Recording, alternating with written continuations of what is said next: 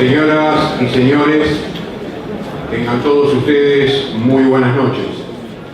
Solicitamos encarecidamente poner en silencio los teléfonos celulares. Vamos a comenzar compartiendo sonido e imagen.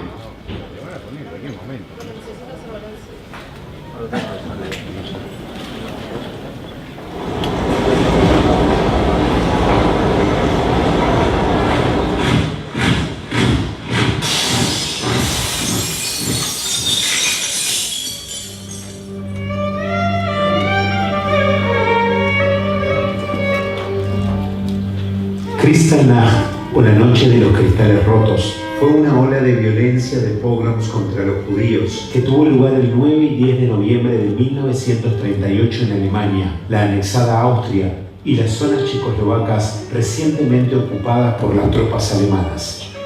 Toma su nombre cuando los vidrios rotos de sinagogas, casas judías y negocios de dueños judíos caían a las calles alemanas durante el pogrom. El 7 de noviembre de 1938, Ernst von Raab, un embajador alemán que oficiaba en París, fue asesinado por Herschel Greenspan, un joven judío de 17 años que vivía ilegalmente en París. Herschel Greenspan le disparó al diplomático, luego de enterarse que no solo sus padres, sino que miles de judíos polacos que vivían en el Reich alemán fueron deportados. Ernst von Raab murió el 9 de noviembre de 1938. El mismo día, en un encuentro del liderazgo nazi, el ministro de propaganda, Joseph Goebbels, el jefe de la investigación de los Kristallnacht pogroms, sugirió que el judaísmo ha conspirado para cometer asesinato y ordenó que toda demostración que no fuera organizada por el partido nazi no debería ser apoyada. Los diarios anunciaron otra cosa.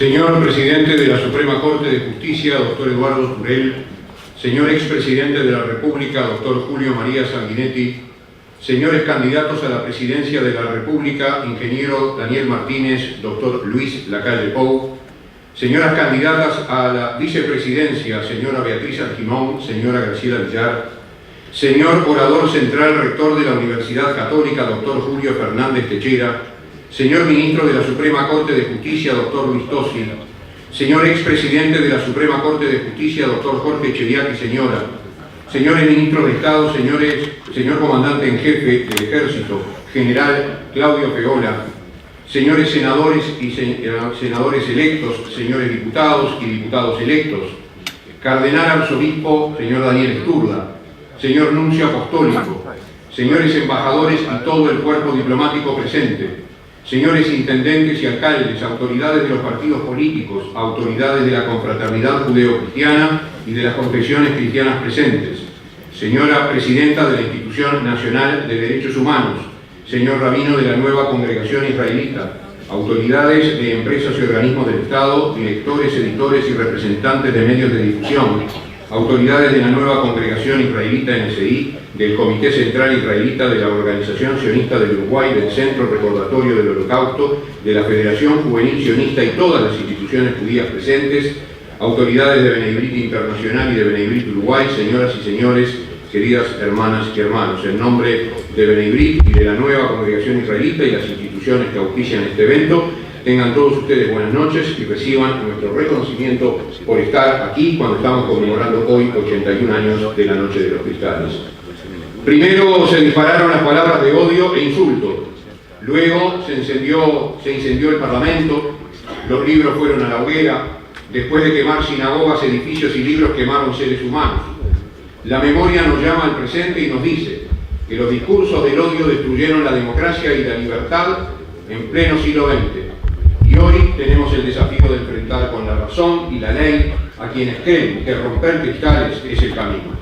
Comenzamos entonces con la memoria, procediendo al encendido de las 6 primeras luminarias del candelabro de 7 brazos, símbolo de la nación judía, por parte de sobrevivientes de la Shoah.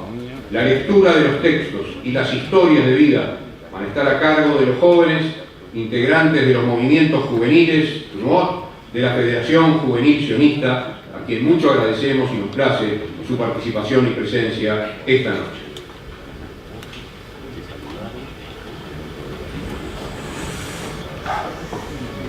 Invitamos al ingeniero Alejandro Ladman a encender la primera vela junto al presidente de la NSI, Dr. Claudio Belcan. Luz. Vayomer Elohim Yeyor, Vayeyor. En un comienzo reinaba la oscuridad sobre la faz del universo, y Dios dijo: hágase la luz, y la luz fue hecha. Este fue el acto decisivo de la creación. Formó el universo y lo hizo radiante de luz. Desde aquel primer día, la naturaleza proclama la existencia de Dios. Alejandro nació en 1933 en Stanislaw, Polonia. Llegó a Uruguay en 1948, habiendo sobrevivido guetos y estuvo escondido. Invitamos al señor Isaac Borojovich a encender la segunda vela. Justicia. Tzedek Tivdov. Justicia es lo que buscarás. La justicia mantiene al mundo, dirige las actividades de todos los hombres y ordena los asuntos humanos. Fortalece al débil y reprime al soberbio. Asegura el equilibrio entre iguales derechos y nos da fuerzas para cumplir con iguales deberes. Isaac nació el 15 de agosto de 1927. El 15 de abril de 1945 fue liberado del campo de concentración Bergen-Belsen. Llegó a Uruguay en 1946 con su madre, Prince. Publicó el libro Isaac Borojovich, La memoria uruguaya de la Shoah. En abril de 2018 fue invitado a Bergen-Belsen como sobreviviente. Después de 70 años, hicieron un documental titulado Metzka, que fue exhibido en el Hotel Comra de Punta del Este, en Israel y en España. Invitamos a la señora Sara Filut a encender la tercera vela. Paz. Vayama Asea Tzedakah, Shalom, Vavodat Tzedakah, Ashkit, Baretach, Adoram. Y la obra de la justicia será la paz, y su efecto tranquilidad y seguridad permanentes. El trabajo del hombre y el goce de los frutos de su esfuerzo requieren de la paz como garantía, la seguridad del hogar y su santidad, así como el mantenimiento de la verdad. Solo están aseguradas bajo el manto de la paz. Los padres de Sara eran de Prusia, Polonia. Ellos estuvieron en el gueto de Macú en Polonia. Su papá tenía una hermana en Uruguay, donde llegaron en el año 1948. Ella tenía 5 años. Invitamos a la señora Esther Segal a encender la cuarta vela. Benevolencia. Toaim, Uyeboraj, Kinatan, Milajmoladán. Quien es generoso será bendito, porque da de su pan al pobre. De muy diversas maneras, cada uno de nosotros puede prestar algún servicio a sus semejantes.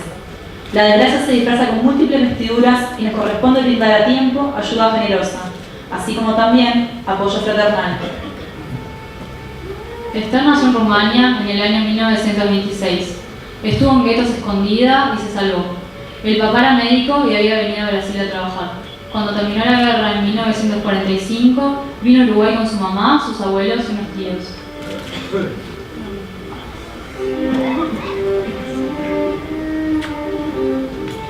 Invitamos a la señora Janet Bolzak a encender la quinta vela. Fraternidad. Beapta la reajaca moja. Amarás a tu prójimo como a ti mismo. El amor fraternal nos lleva no solo a trabajar en beneficio propio, sino también en el de los demás, contribuyendo así a su felicidad. El amor fraternal es, en suma, la virtud que une al hombre con el hombre.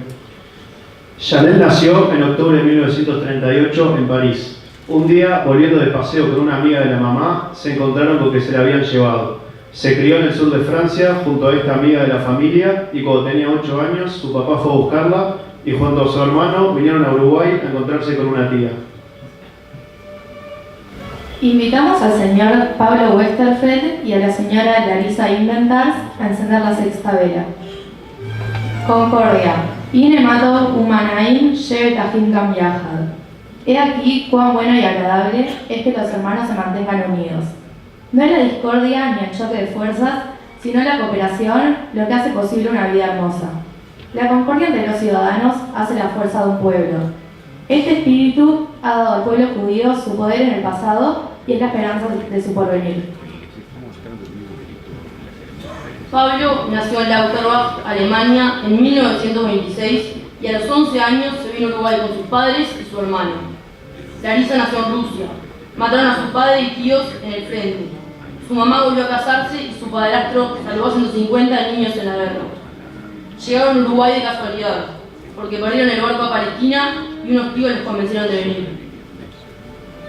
Nuestro profundo agradecimiento a todos los jóvenes de los movimientos juveniles de la Federación Juvenil Sionista por su compromiso, su participación esta noche y por supuesto nuestro homenaje a quienes hoy todavía están con nosotros por suerte y pueden hacer este testimonio encendiendo estas luminarias. A los efectos de encender la luminaria central, la luminaria que simboliza la verdad, tenemos el honor de invitar al orador central, señor rector de la Universidad Católica, doctor Julio Fernández Techera, a los candidatos a la presidencia de la República Oriental del Uruguay, ingeniero Daniel Martínez y doctor Luis Alberto Lacalle Pou. A los tres acompañarán el señor embajador de Israel, Joel Maguen, y la presidenta de Benegrit, doctora Ana Vilensky.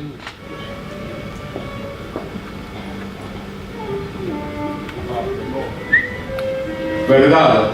Jotamoshe Lakadosh Baruch Emet.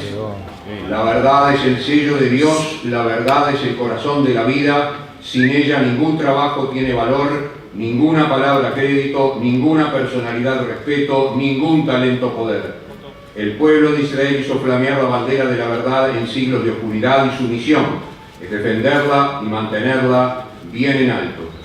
Nuestro profundo reconocimiento a este mensaje cívico y republicano a todos los ciudadanos de la República Oriental del Uruguay y el agradecimiento a los dos candidatos a la presidencia de la República por este gesto.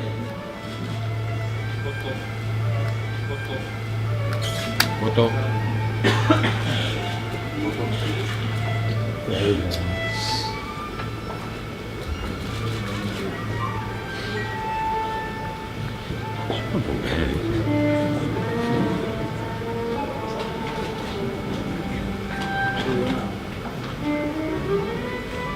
Con la luz de las 7 velas iluminando el espíritu fraternal y reflexivo de este evento, procederemos a cerrar esta primera parte del mismo con textos de 2 invocaciones. Para ello, convocamos al rabino de la nueva congregación israelita LSI, Daniel Dolinsky, y al Hayán, cantor Hagai Alfasa.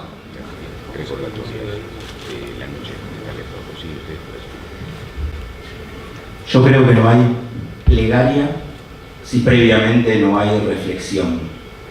Y algo debería retumbar en nuestros corazones una noche como hoy, a 81 años del pogrom que le dio vía libre al nazismo para perpetrar la Shoah. Y una de las preguntas que muchas veces se hicieron los pensadores y los analistas es: ¿por qué es la noche de los cristales?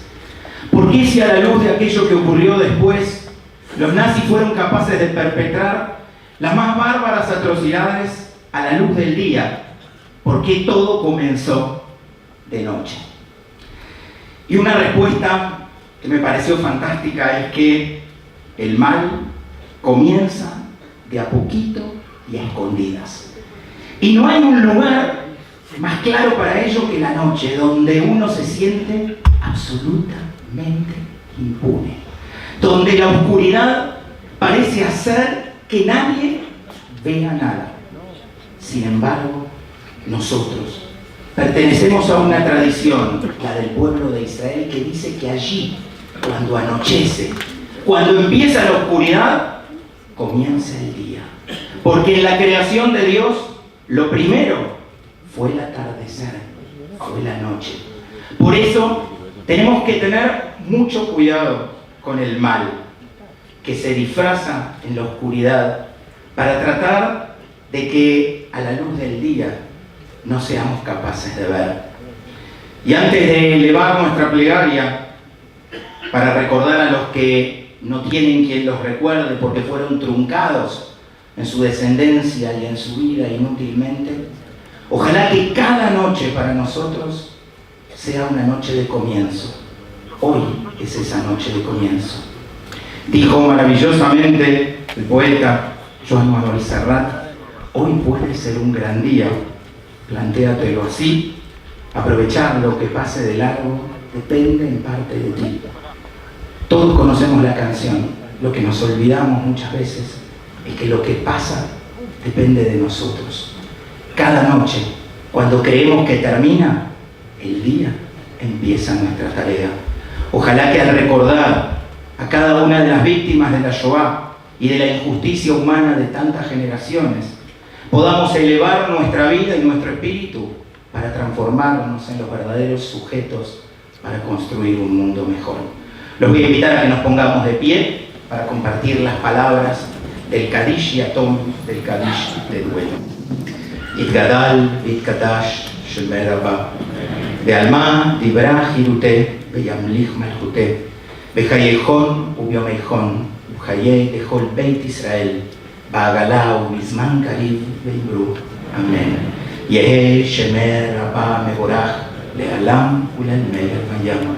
Itbarach, Beishtabach, Beitpoar, Beitromam, Beitnaseh, Beitagar, Beitale, Beitalal, Shemede Kudesha, Berihu, Leelam, Minkol, Birjata, Beshirata, Tush, Bejata, Benehemata, Damiram, Bealma, Beimbru. Amén.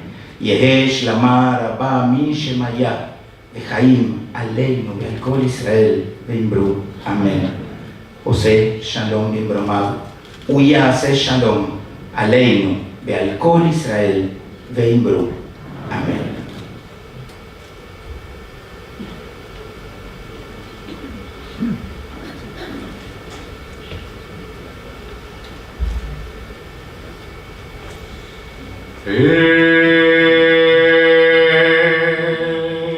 Male Rahamim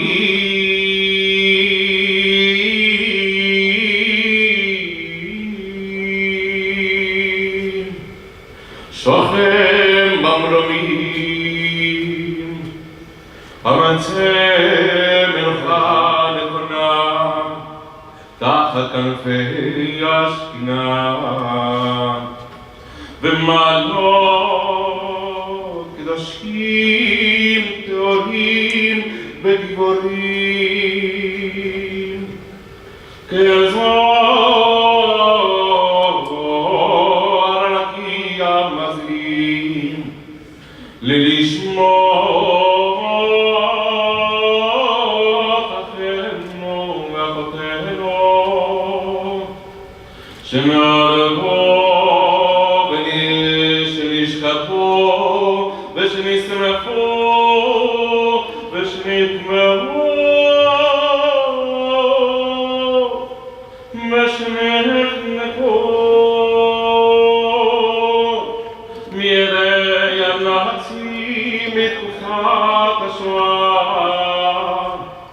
ורצות הדמים באירופה,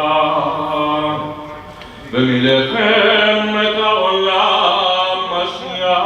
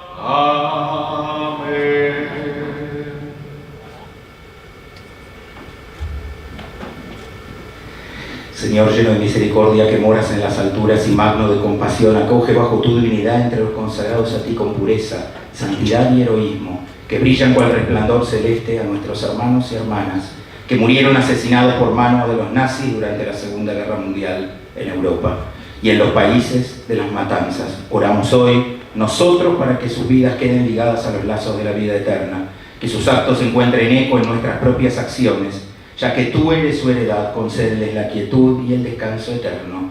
Y digamos, amén. Podemos sentarnos.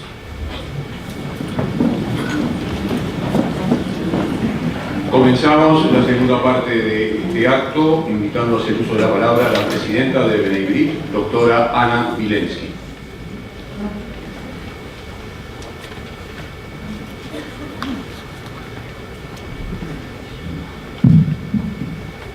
Buenas noches.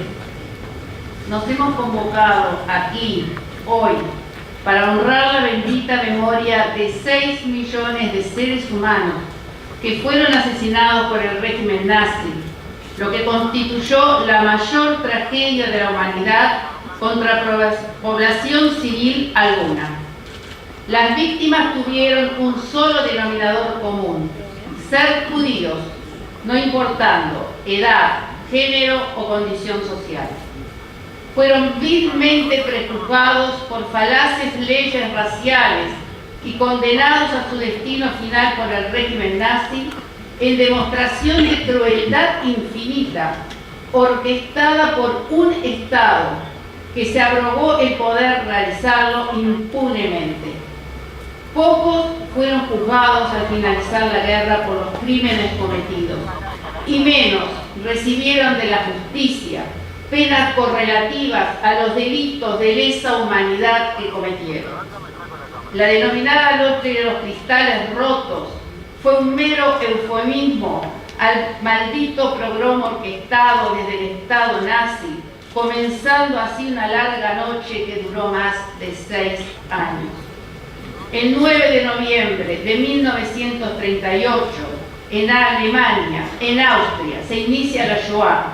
Fue el 9 de noviembre, solo el preludio de la tragedia que comenzaba para el pueblo judío. Pocos lo vieron, muchos fueron indiferentes. Hace instantes hemos escuchado, nos hemos estremecido con el estruendo de cristales cayendo al suelo.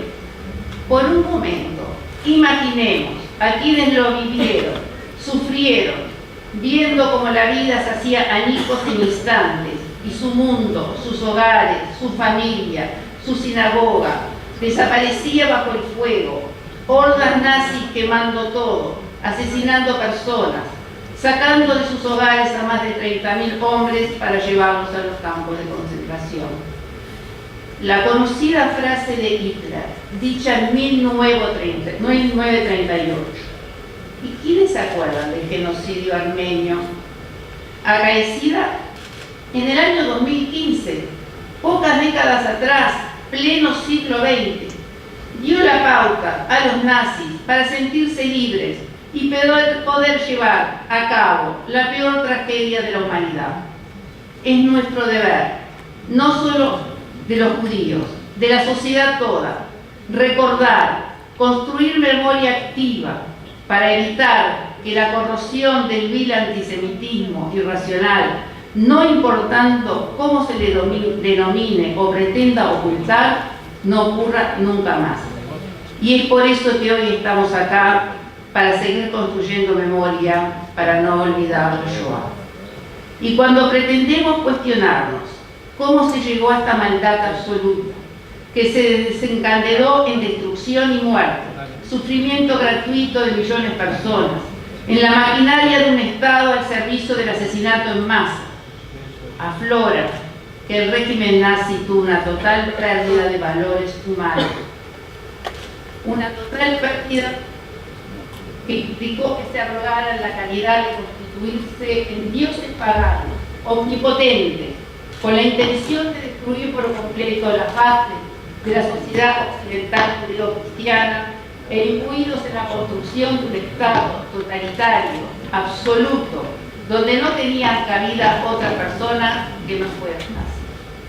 La falacia de la pretendida supremacía aria habilitó impunemente, primero, la quema de sinagogas, libros, edificios, luego instrumentó campos de concentración que fueron meras fábricas de muerte, de asesinatos en masa, y donde no se pudo, en masacres en pueblos y bosques de Europa del Este.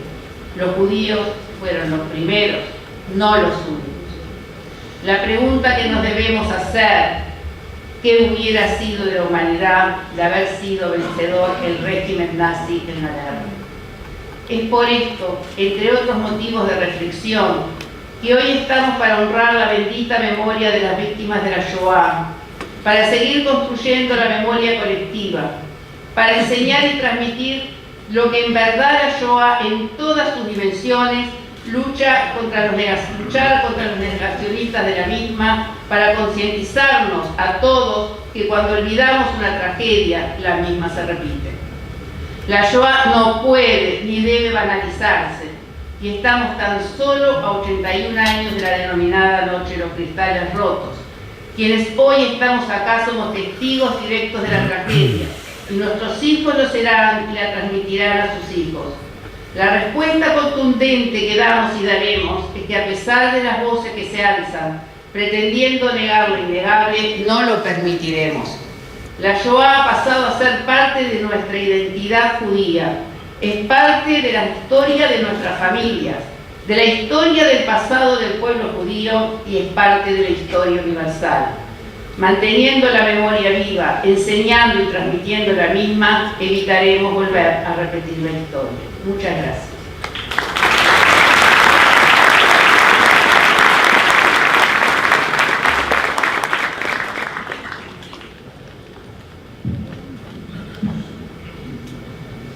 Señoras y señores, es un enorme honor para nosotros contar hoy, a los 81 años de la Noche de los Cristales Rotos, con la palabra, la reflexión, el pensamiento del señor rector de la Universidad Católica del Uruguay, doctor Julio Fernández Techera, quien es sacerdote católico, historiador y educador uruguayo, que ingresó a la Compañía de Jesús el 3 de marzo de 1986 y fue ordenado sacerdote el 30 de julio de 1999.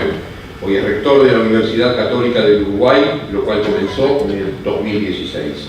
Previamente fue director de su Departamento de Educación entre 2012 y 2016. Es doctor en Filosofía y Ciencias de la Educación de la Universidad Complutense de Madrid, licenciado en Ciencias Históricas por la Universidad de la República, licenciado en Teología y en Estudios Eclesiásticos de la Universidad Pontificia Comillas de Madrid. Su tesis doctoral, publicada con el nombre Jesuitas Masones y Universidad en el Uruguay, fue muy destacada. Fue director académico del Colegio Seminario hasta 2011 y desde 2014 es vicepresidente ejecutivo de la Fundación Sofía, una organización sin fines de lucro de la Arquidiócesis de Montevideo. Doctor Julio Fernández Techera, usted es muy bienvenido y ahora es suya la palabra.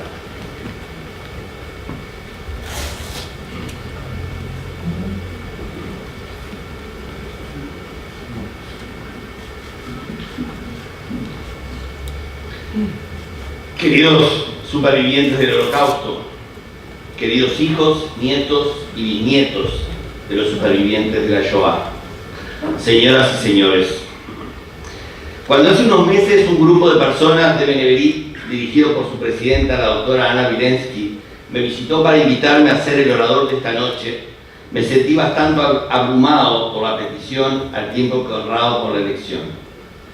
Aunque entre miembros de la Iglesia Católica y la comunidad judía ha habido una cercana y fraterna relación en el mundo y en Uruguay por más de 50 años, en la que han sido activos papas, cardenales, obispos, sacerdotes, religiosos e innumerables laicos, mujeres y hombres, muchos de los cuales conozco y cuya tarea he seguido, personalmente no he tenido participación en esas actividades. Solo recientemente he tenido la oportunidad de establecer vínculos cercanos de amistad, aprendizaje y trabajo con judíos. De alguna manera, cuando recibí la invitación me parecía que estaba asumiendo algo que no me correspondía y que me excedía. Con el paso de los meses, profundizando en el sentido de esta conmemoración y haciendo memoria de mi propia vida, me he dado cuenta que no es así. Estar hoy aquí como ser humano, como cristiano, como ciudadano uruguayo y del mundo, como sacerdote jesuita, como educador y como rector de la Universidad Católica del Uruguay, se debe a que estoy involucrado y soy parte de esta historia, la de la Kristallnacht, la del pueblo judío y la del presente de nuestro mundo. Por ese motivo agradezco vivamente a la doctora Vilensky y a las autoridades de Beneverit el honor que me han hecho al invitarme a asumir esta historia y a compartir con ustedes algunas reflexiones que estos meses me han sugerido. Primera reflexión. Aunque nací y me crié en un barrio relativamente cercano al barrio de los judíos, en el Reducto, no conocí a ningún judío hasta que tuve 17 años. Mi vida social fue en una parroquia y un colegio católico. Recién cuando trabajé como mandadero en la farmacia Caposoli, en 21 de septiembre y Francini, encontré a las primeras familias judías que eran clientes de la farmacia. Allí descubrí que en las casas judías había una cajita en la jamba de las puertas que muchos años después supe que se llamaba Mesuzá y que contenía el Shema Israel Adonai, el primero de los mandamientos de la ley mosaica. A pesar de esta poca cercanía con los judíos, tengo conciencia de que el Holocausto, como hecho histórico terrible y siniestro, lo peor de la Segunda Guerra Mundial, que fue un acontecimiento lleno de cosas terribles y siniestras, fue algo conocido y claro para mí desde prácticamente siempre. Lo quiero señalar porque es uno de los motivos fundamentales de esta conmemoración, el recuerdo de lo ocurrido para honrar a las víctimas, pero también para que no se olvide y sirva de enseñanza para el presente y el futuro, para que no se repita nunca más. ¿Por qué tenía esta conciencia del Holocausto? Básicamente gracias a la televisión. Cuando estaba en primero de secundaria, con 12 o 13 años, pasaron la serie Holocausto. Y fue un programa que vimos en casa y que me impresionó hondamente. He estado leyendo en esta semana sobre esa miniserie, pues no recordaba nada de ella, fuera del impacto que me causó y que dejó claro en mi memoria que el Holocausto existió y que fue un horror. He leído que ha habido críticos duros con la serie, entre ellos Elie Wiesel, y no he tenido tiempo aún de volverla a ver en YouTube. También pude leer que su repercusión en Estados Unidos, Alemania y otros países fue muy grande y que para una generación fue el instrumento más potente de difusión de lo ocurrido entre 1933 y 1945 y de cómo la ideología nazi persiguió y asesinó a más de 6 millones de judíos. Otro programa que me impactó por sus imágenes de los campos de concentración fue la serie británica El Mundo en Guerra, que aunque es de 1973, la ponían en nuestra televisión en 1983, al mismo tiempo que en el colegio estábamos estudiando la Segunda Guerra Mundial. Las imágenes de violencia y sufrimiento de los campos de exterminio que vi entonces me quedaron grabadas a fuego. No sé si esa experiencia mía fue de toda la generación o estuvo muy influida por mi pasión por la historia que me hacía ver y leer todo lo que tenía que ver con el pasado. Lo que puedo decir es que el Holocausto se volvió algo obvio para mí, obvio y terrible. ¿Lo es para todo el mundo? ¿Lo es para las generaciones jóvenes? Creo que no. Hace unos meses leí una entrevista a la señora Charlotte Grunberg, que hoy nos acompaña, en la radio televisión española. Se la hicieron con motivo de la presentación de la conmovedora novela de Ruperto Lom, que todos ustedes conocen, que recoge la historia de la familia de Charlotte Grunberg huyendo de la persecución nazi, y que se llama La niña que miraba los trenes partir. Ella dice en la entrevista: la gente no tiene claro 3 generaciones después lo que pasó, y sobre todo los jóvenes. Nadie lee y nadie enseña cómo se produjo todo. Los nazis levantaron una industria criminal que logró matar a 6 millones de personas en un tiempo récord y con una tecnología de aquella época.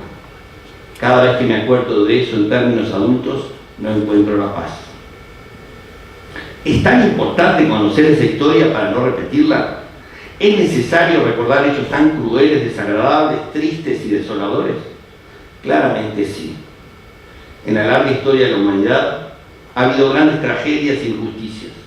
Nuestra civilización se construyó con poesía, ideales, virtudes, grandes reflexiones y maravillosas obras de arte, ingeniería y ciencia, con mármol y bronce, pero también con sangre, injusticia, barro, sufrimiento, lágrimas, odio, desprecio, opresión, explotación y genocidios. La ignorancia, el conocimiento superficial de nuestro pasado o el maniqueísmo moral para juzgarlo llevan a la banalización del mal, como diría Hannah Arendt, a la negación del sufrimiento y al desconocimiento de la dignidad humana de nuestros contemporáneos y también de nuestros antecesores. El conocimiento, el estudio, la reflexión sobre lo ocurrido y en concreto sobre el Holocausto es lo que puede ayudarnos como personas a ser mejores y a estar alertas ante los brotes de intolerancia, discriminación u opresión. Para mostrarles el efecto que tiene la formación, les voy a contar una anécdota. Cuando fui a estudiar a Madrid en 1995, me inscribí en la Universidad de Comillas en un grupo de teatro estudiantil. El profesor eligió montar Terror y miseria del Tercer Reich, una obra de Bertolt Brecht que escribió en 1938, el año del pogromo de la noche de los cristales rotos. Brecht vivía en el exilio y escribió su obra en pequeñas escenas independientes que mostraban cómo se estaba viviendo en Alemania bajo el régimen nazi aún antes de la Segunda Guerra Mundial.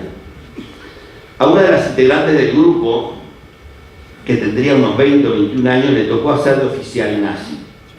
Se aprendió bien el libreto y como tenía una gran capacidad histriónica vino al ensayo e interpretó al oficial nazi en plan caricaturesco, exagerado, ridículo, algo así como el gran dictador de Chaplin.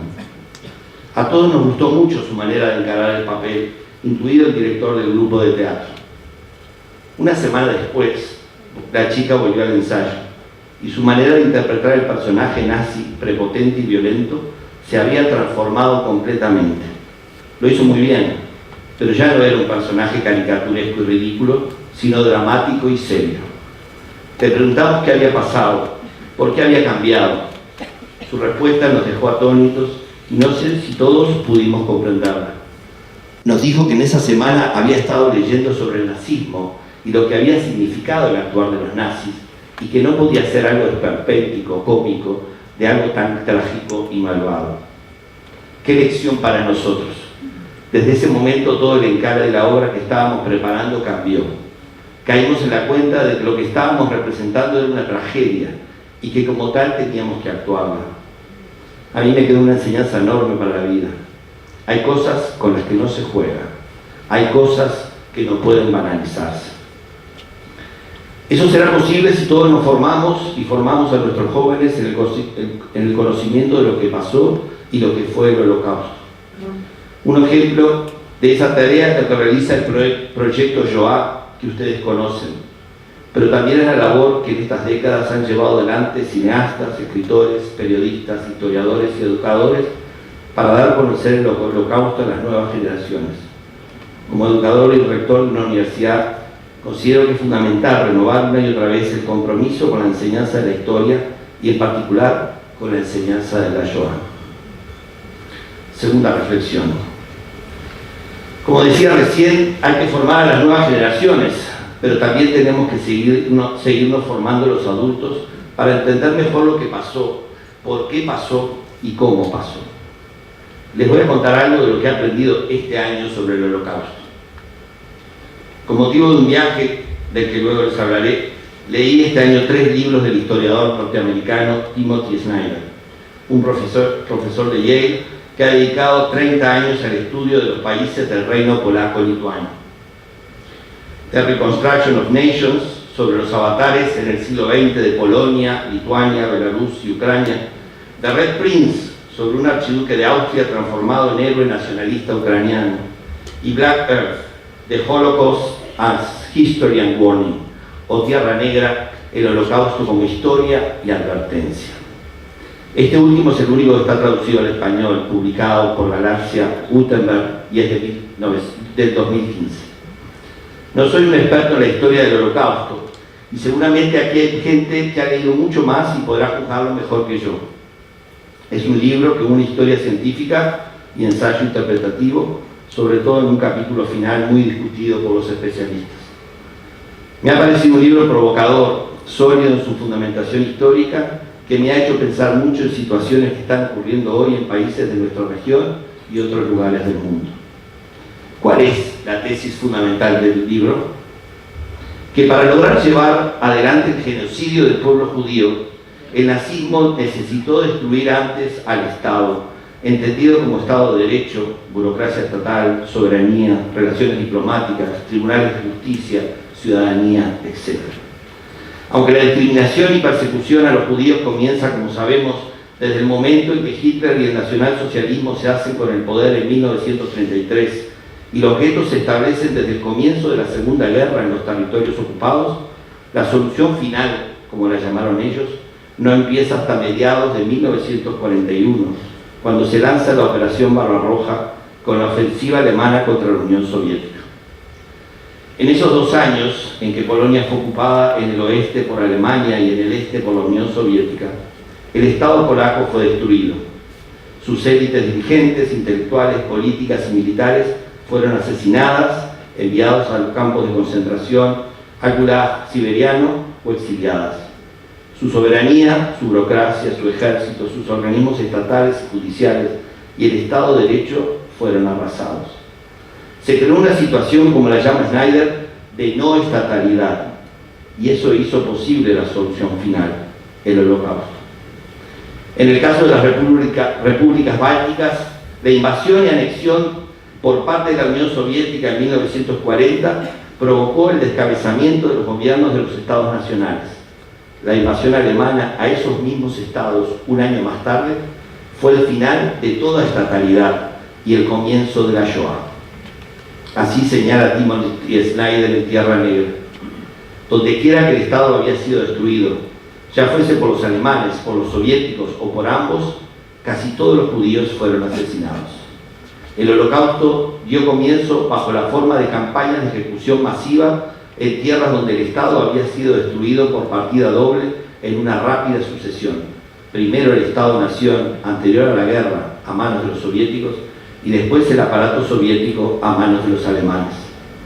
Las técnicas desarrolladas en la zona de doble no estatalidad, el reclutamiento de sus habitantes, el uso de múltiples instituciones alemanas, las ejecuciones públicas, también se aplicaron más al este, hasta llegar a todos los rincones donde se extendía el dominio alemán. En la Polonia occidental y central, donde los alemanes habían estado presentes desde septiembre de 1939, aunque la matanza de judíos no empezase hasta 2 años después, se aplicaron otras técnicas: cámaras de gas secretas, deportaciones desde los guetos o casas de judíos. Analizando los países ocupados por Alemania en el oeste, Francia, Países Bajos, Bélgica o Dinamarca, Snyder ve cómo hay una correlación entre el tipo de ocupación, los elementos de estatalidad que se mantuvieron y la magnitud de la persecución y asesinato de los judíos. Así puede comparar cómo en Dinamarca, donde el gobierno se mantuvo en el país y las instituciones políticas, judiciales y burocráticas siguieron funcionando, sobrevivió casi un 99% de los judíos que eran ciudadanos daneses. Mientras que en los Países Bajos, donde el gobierno marchó al exilio y la ocupación militar fue mucho más dura, 3/4 partes de la población judía fue asesinada. incluso considerando los países aliados de Alemania, como Hungría, Rumanía, Bulgaria, Eslovaquia, Italia, en todos los cuales había una legislación antijudía. El historiador norteamericano muestra que el genocidio del pueblo judío se dio cuando fueron invadidos por Alemania o en las regiones que en algún momento fueron ocupadas por los soviéticos y luego recuperadas, es decir, cuando los gobiernos propios fueron derribados y se perdió la soberanía. Otro aspecto importante que facilitó y aumentó el holocausto fue la negación de la ciudadanía a los judíos. Los gobiernos de los países ocupados o los aliados de Alemania fueron más cuidadosos con los judíos que tenían su ciudadanía y dieron la espalda a los judíos que tenían otras nacionalidades, sobre todo la polaca, que era un país que había dejado de existir. Por poner el caso francés, Schneider señala que el holocausto en Francia fue principalmente un crimen contra judíos que los franceses consideraban extranjeros.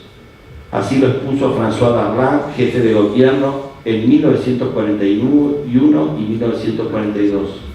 Los judíos apátridas que han llegado en masa a nuestro país durante los últimos 15 años no me interesan. La probabilidad de que se deportara a Auschwitz a un judío sin la ciudadanía francesa era 10 veces mayor que la de aquel que la del ser deportado por un judío ciudadano francés. No voy a seguir con más ejemplos que pone Timothy Snyder, pero quisiera señalar la enseñanza que esta historia del holocausto me deja y que nos puede ayudar a todos. Más allá de la ideología racista impregnada de pseudociencia de los nazis, más allá de la avaricia de muchos que querían apoderarse de los bienes de los judíos, más allá del antisemitismo que era frecuente en muchos países europeos, más allá de las manipulaciones propagandistas, la Shoah, como destrucción programada y sistemática de 6 millones de judíos, niños, mujeres, ancianos y hombres, fue posible porque se destruyó el Estado de Derecho en muchos países, porque se desconoció el derecho a la ciudadanía, porque se rompieron todas las formas de organización política, judicial y burocrática. No habla Schneider de democracia porque muchos de esos países o no eran democráticos o tenían democracias deficientes. Habla de organización estatal, de soberanía, de organización social, de defensa de los propios ciudadanos. Y digo que es una enseñanza porque con frecuencia vemos y quizás participamos de cuestionamientos al Estado de Derecho y de desprecio de las instituciones. Si miramos nuestro mundo, vemos crisis sociales y políticas en muchos países, en los de nuestra vecindad, pero también en Europa y Norteamérica, en Asia y África. El Holocausto no fue el último genocidio que hemos vivido. La comunidad internacional, a la que también pertenecemos nosotros como ciudadanos y como país, ha vuelto a mirar para el costado varias veces. Ha habido genocidios en Camboya, en Ruanda, en Burundi, en países del Medio Oriente y en tantos otros lugares. Ha habido violaciones de los derechos humanos en nuestro país y en muchos países cercanos. Las sigue habiendo. Esos hechos deplorables están vinculados al desconocimiento del Estado de Derecho, de la democracia, de la independencia del Poder Judicial, al desconocimiento del derecho a la ciudadanía, a la identidad cultural, a la organización política. Puede ser que esas situaciones nos parezcan lejanas, puede ser que a veces las miremos con cierta sensación de superioridad moral, sintiéndonos una isla de concordia y paz en una región marcada por las crisis sociales, económicas y políticas. Sin embargo, cuando uno entra en el mundo de las redes sociales en nuestra comunidad, de muchos de nuestros conciudadanos, de todas las ideologías y partidos, no deja de llamar la atención el nivel de agresión, maniqueísmo, falsedad e insulto que se aprecia. En particular, en los últimos meses, en este año electoral, el grado de incivility, como le llaman los anglosajones, de falta de civilidad en las redes sociales es notable. Algunos podrán decir que las redes sociales son una burbuja, que no representan la realidad cotidiana, que luego la gente convive armoniosamente. En parte es cierto, por ahora. En realidad es cuando nos acostumbramos a esos razonamientos maniqueos, cuando repetimos mentiras o medias verdades sobre políticos o partidos, cuando menospreciamos las instituciones y a quienes las representan, cuando formamos a nuestros niños y jóvenes, que también están en las redes sociales, en actitudes de resentimiento, desprecio y agresión, estamos construyendo intolerancia, odio, discriminación y violencia. Es lo que hicieron los nazis y muchos otros antisemitas por décadas antes de que Hitler llegara al poder, se desencadenara la Segunda Guerra Mundial y se concretara el horror del Holocausto. El profeta Oseas dice que quien siembra vientos cosechará tempestades. Ojalá nosotros, uruguayos de todas las tendencias y partidos, seamos capaces de construir concordia, paz, respeto e integración y evitar sembrar los vientos de la exclusión, la descalificación, el engaño y la estigmatización del otro. Tercera y última reflexión. A finales del año pasado recibí una invitación para visitar una universidad en Cracovia. Como nunca había estado en Europa Oriental, me dediqué a leer mucho sobre Polonia. Me leí la trilogía de Henryk Sienkiewicz, el premio Nobel de Literatura polaco, conocido en el mundo por ser el autor de Quo Vadis. Son 3 novelas ambientadas en el siglo XVII que recrean la lucha de la República de las dos naciones por el reino polaco-lituano por sobrevivir a las invasiones de los cosacos, los suecos y los tártaros.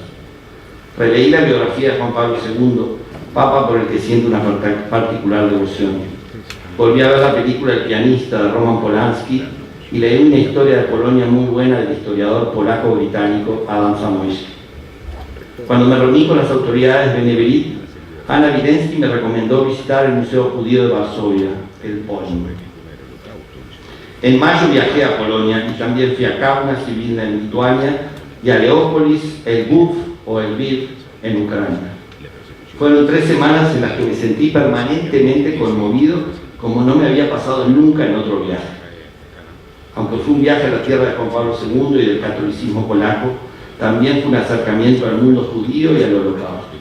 Estuve en Auschwitz, en el barrio Casimir y el distrito de Podgorce en Cracovia, en la zona donde estuvo el gueto de Varsovia y en el Museo Polin, en los bosques que rodean Vilna, donde fueron asesinados cientos de miles de judíos, en las ruinas de la sinagoga de Zamość, y caminé horas por las calles de Lviv.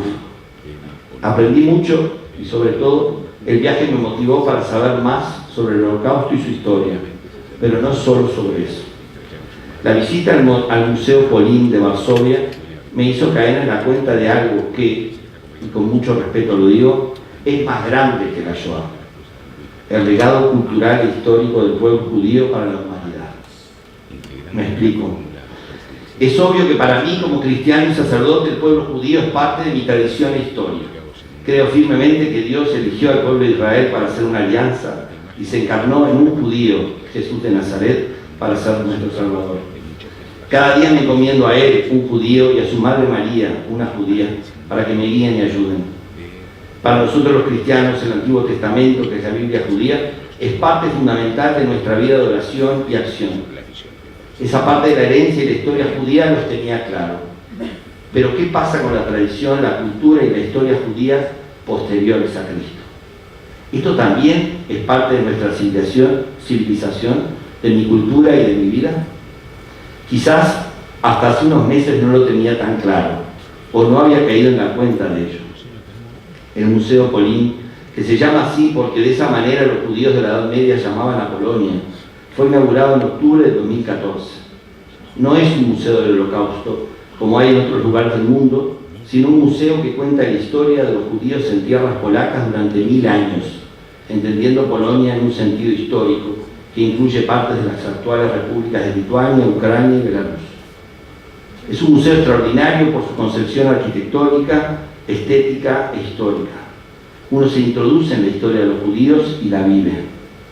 Cuando fui había cientos de niños en las diversas dependencias y era fascinante verlos interactuar con la historia y enriquecerse con un legado extraordinario por su variedad, pues hay muchas maneras de ser judío. Por supuesto que la Shoah está presente y de manera muy clara, pero en ese museo se la ubica en su contexto histórico. ¿La disminuye? ¿La relativiza? Al contrario, creo que la muestra aún más terrible, porque terrible es que se asesine a una persona, cualquiera sea su condición. Terrible es que se elimine a un pueblo, aunque sea una pequeña tribu en la selva, que pudiera no haber tenido contacto con el resto de la humanidad. Pero aún es más terrible que se elimine a 6 millones de personas que pertenecen a un pueblo que ha brindado a la humanidad toda tanta cultura, conocimiento, creatividad, folclore, arte e historia. Esta tercera reflexión tiene que ver con conmemorar, agradecer, reconocer y valorar a partir de la Shoah la historia y el legado del pueblo judío a lo largo de toda su historia. La visita al Museo Polín me hizo caer en la cuenta de que el legado judío en mi vida no tenía solo que ver con la historia de salvación hasta Cristo, y a partir de entonces poco y nada. Mi pasión por la historia nació cuando estaba en cuarto de primaria y la maestra Pola nos leyó la biografía de Magallanes de Stefan Zweig, un extraordinario escritor judío que me ha acompañado hasta ahora. Mi pasión por el cine en gran medida se la debo a Woody Allen, un cineasta judío. Mi tesis de licenciatura de teología fue sobre Dios y la religión en la filmografía de Woody Allen, para la cual tuve que leer muchísimo sobre la cultura judía del siglo XX. Una de las obras que más me ha impactado e influido en los últimos 15 años ha sido la de Etty Hillesum, una joven intelectual holandesa judía que durante los años de la ocupación alemana llevó un diario extraordinario en el que expresa con una delicadeza única, una aguda introspección y una fabulosa capacidad de escritura el proceso de humanización, compasión y fe que desarrolló en tiempos de odio, intolerancia y persecución. Ella y su familia terminaron asesinados en Auschwitz. Muchas más personas judías y obras marcaron mi vida. Viktor Frankl, la logoterapia que conocí en las clases de filosofía de bachillerato, la música de Leonard Bernstein, el cine de Roman Polanski, la pintura maravillosa de Chagall, el arte de amar y el miedo a la libertad de Erich Fromm, que también descubrí en el colegio seminario. Muchos de ellos fueron víctimas del Holocausto, otros son parte de la gran tradición cultural judía. Podría agregar a cientos de científicos, filósofos, académicos, empresarios, políticos y activistas sociales. Cada uno de los que está aquí hoy, judío o no judío, podría hacer un repaso de cómo el legado del pueblo judío ha tocado, afectado y moldeado su vida. Verían que es mucho mayor de lo que a primera vista podríamos reconocer. Como rector de la Universidad Católica del Uruguay, me siento orgulloso y feliz, no habiendo tenido ningún mérito en ello, de que desde hace 18 años tengamos la Cátedra Permanente de Judaísmo. Fue creada a instancias del profesor Miso Acher, de bendita memoria, y que hoy da su nombre a la cátedra con el apoyo del padre Antonio Caña. Es una actividad conjunta de la UCU y el Comité Central Israelita. Su misión es la que motiva esta tercera reflexión, dar a conocer el legado del judaísmo, desde la formación del pueblo de Israel con Abraham, nuestro padre común en la fe, hasta el presente. El Holocausto fue una tragedia humana inconmensurable, pero también fue el intento de una ideología por eliminar el legado religioso, cultural e histórico del judaísmo. Por eso creo que conmemorarlo también tiene que llevarnos a agradecer, valorar, conocer y cuidar ese legado. Muchas gracias.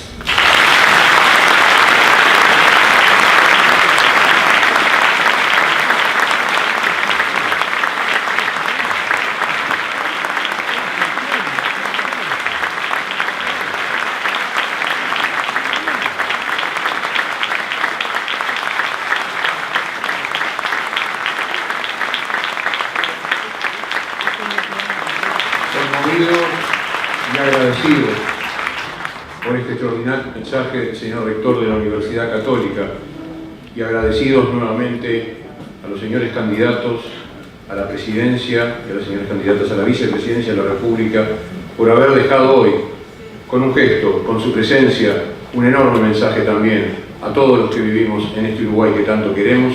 Les decimos gracias a todos nuevamente y muy buenas noches.